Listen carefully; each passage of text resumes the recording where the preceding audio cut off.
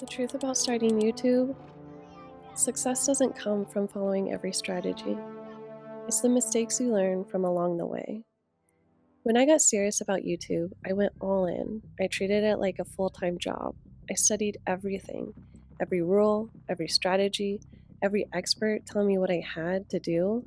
But instead of helping, it froze me. I was so focused on getting it right that I barely created anything at all.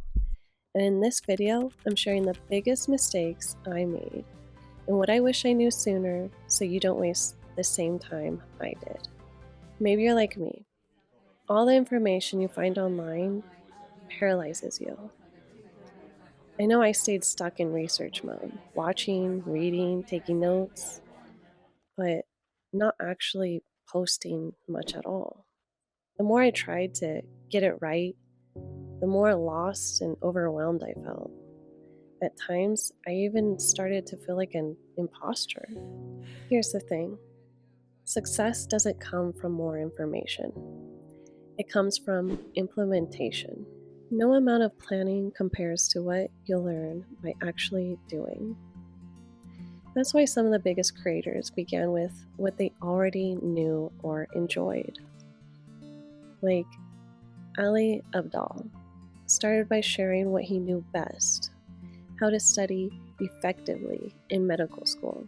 Later, he pivoted into productivity, entrepreneurship, and YouTube growth. Or Nisha, built from her background in accounting, teaching people how to manage money wisely. They didn't start perfect, they started where they were, and that's what made them relatable. But starting something new takes time, a lot of time. And we live in a world of instant gratification: food delivery, same day shipping, streaming everything. We're raised to want results now. But building something meaningful doesn't work that way. I had to remind myself that slow progress is better than no progress.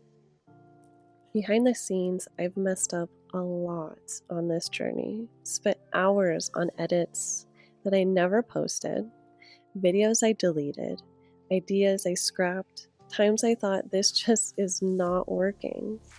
But here's what I realized: every mistake left me with knowledge I didn't have before, and that knowledge compounds. That's why people like Mr. Beast say if they lost everything, they can rebuild a channel again. Not because of luck, but because experience is what carries you farther than a perfect start ever could. I became so obsessed with following the rules to do YouTube right. Niche down, don't vlog with no following, obey the algorithm, that I stopped thinking clearly. I was creating from a place of fear instead of enjoyment and curiosity. I wanted my channel to fit into a perfect little box. But in that process, I lost touch with why I wanted to start in the first place. Instead, I had to learn to just do it, make the mistakes, learn from those mistakes, and repeat. It wasn't until I finally took a pause that things shifted. Dan Coe, he talks about how creativity often comes in the pause, in the reflection, in the space where you stop forcing it. And he's right. Once I stopped forcing it and stepped back, the pieces came together naturally. I had finally had all the clarity I needed. In that messy process, I discovered something. I wasn't just learning YouTube, I was also learning about myself. I realized I love editing, I love recording. What I really love is creating and learning new things.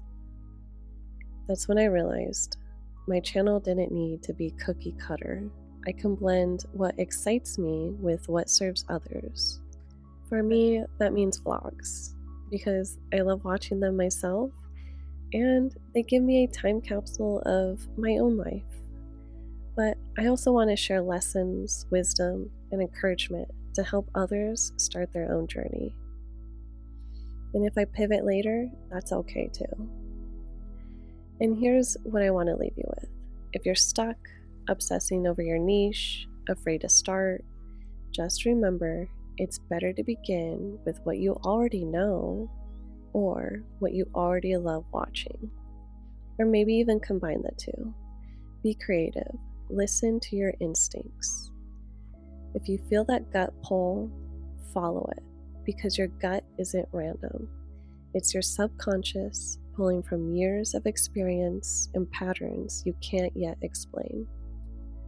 Think of it as your brain's search engine, quietly working behind the scenes. So don't let perfection or the algorithm scare you into silence. Start messy, start real, let the process shape you. And if you need steps to anchor you, here's what helped me most. Number 1, start before you're ready. Resistance means growth is on the other side. As Zig Ziglar once said, you don't have to be great to start, but you have to start to be great. Number 2, embrace failure as feedback. Mistakes are directions, not dead ends. Our brain remembers mistakes more vividly than successes, which means every stumble is literally programming you towards growth. Number 3, create what excites you. Stop asking what will perform and start asking what lights me up.